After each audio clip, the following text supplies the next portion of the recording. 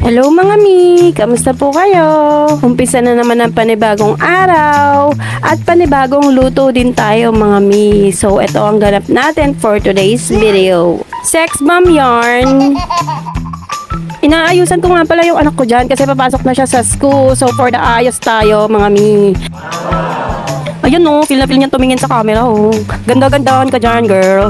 Nagmamadali na kami yan kasi malilate na siya mga mi. Ayan, nagmamadali na ako. Naayusan ko na siya. Nilalagyan ko siya ng pandikit sa buhok. Yung parang gel pero hindi siya gel mga mi. Kailangan nyo yan para hindi magtikwas-tikwas yung mga buhok nyo.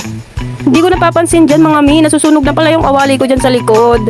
Maaamoy ko na lang yan bigla. Tapos magmamadali akong tumakbo mga mi. Tingnan nyo na lang ako mamaya dyan. Takbo ko to the max.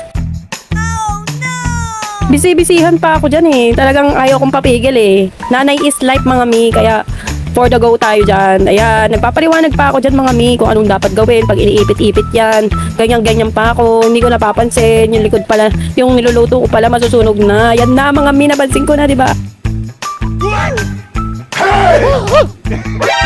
Super takbo si ata siya. Oo, lumingon pa.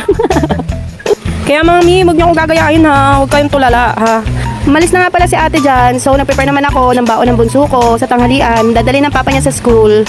At dahil may pumasok na ng mga order sa atin na ulam, ipe-prepare ko na din yan para ma-deliver na din. Thank you nga pala sa mga nag-order kanina. Arigatou gozaimasu! Sa mga gusto mong order, mag-PM lang kayo sa akin. Alam nyo na kung saan ako i-PM.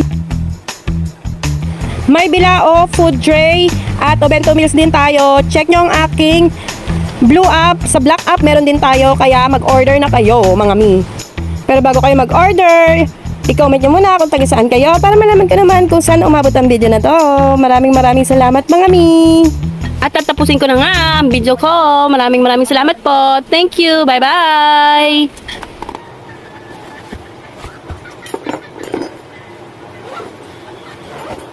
Oh, nilagyan ko gulay si Sam.